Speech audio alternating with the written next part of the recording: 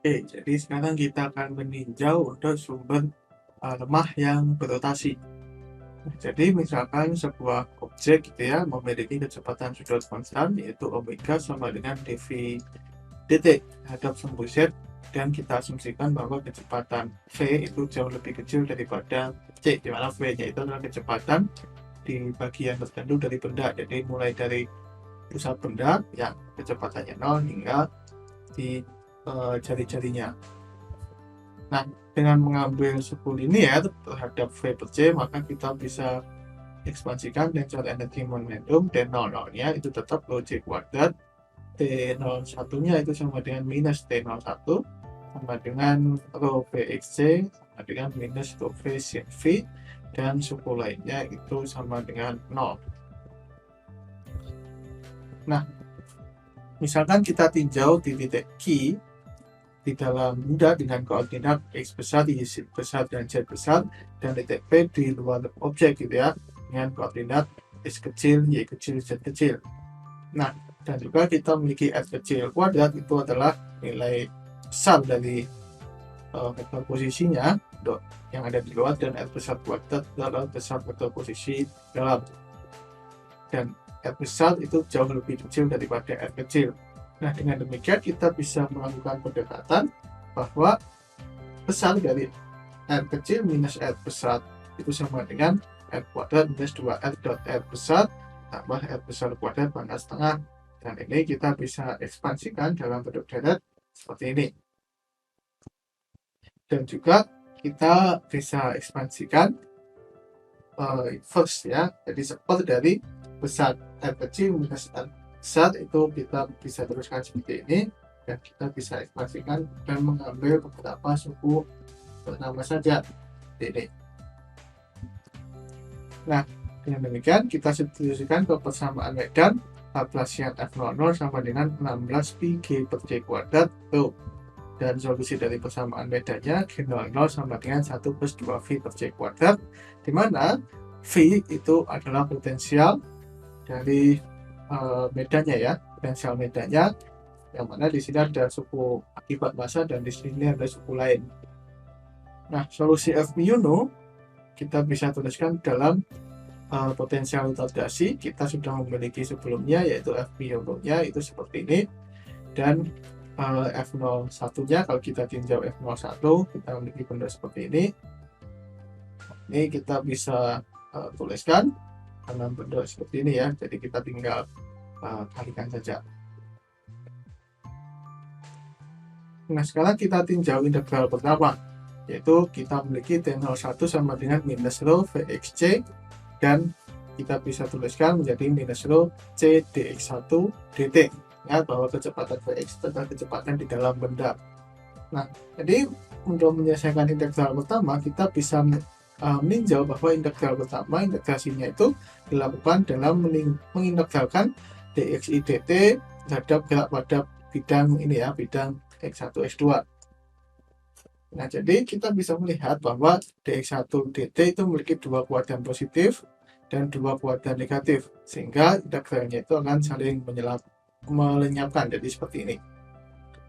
Nah, untuk suku kedua itu terdapat tiga integral.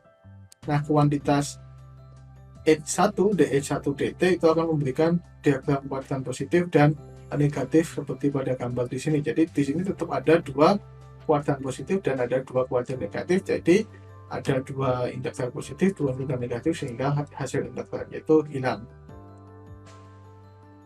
Nah, kemudian kuantitas x3 dx1 dt diagramnya itu sama ya dengan yang ini, sehingga integralnya itu juga akan lenyap gitu. Nah, dengan demikian integral yang tidak lenyap itu adalah F01 sama dengan 4P 4G per C pangkat 4 Y per R pangkat 3 integral Y T01 D3X. Dan ini kita bisa tuliskan seperti ini.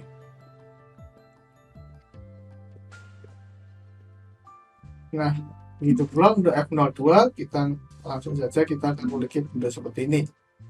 Nah, kuantitas ini itu berhubungan dengan momentum sudut dari sumber yang memenuhi definisi dari momentum sudut seperti ini ya. Nah, dan ini kita bisa tuliskan P1 dalam suku dalam suku kerapatan tensor energi momentum. Dan relasi kekekalannya parsial nol T mu nol sama dengan 0. Nah, untuk kasus distribusi materi statik, maka parsial 0 T mu 0 itu sama dengan 0. Dan dari simetri silindik, karena bendanya itu berputar terhadap tembus Z, maka T mu 3 itu sama dengan 0. Dengan mu-nya itu sama dengan 0, kita memiliki relasi seperti ini. Dan kita juga memiliki relasi sebelumnya, yaitu T01 sama dengan minus rho per C V sin V.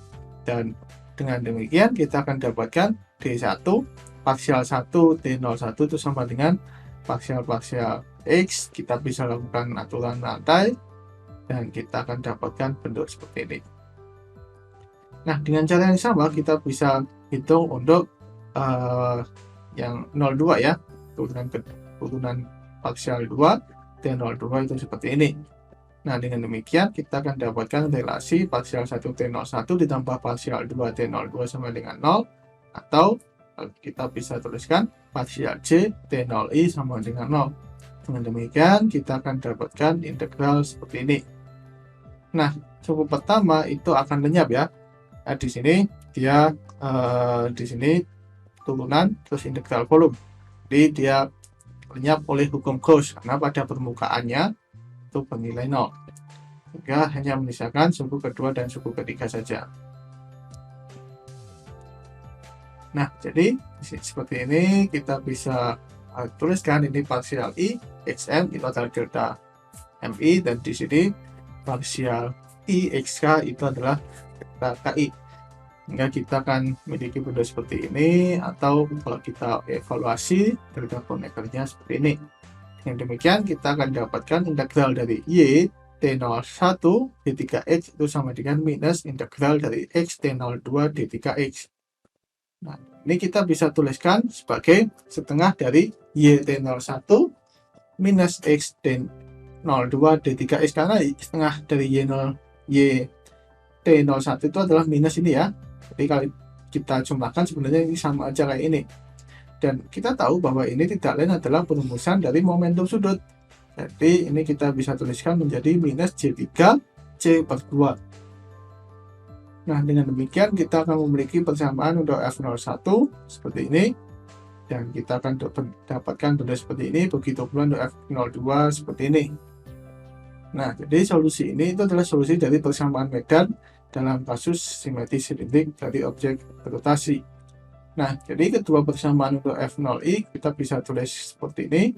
0i sama dengan epsilon IKM XK JM.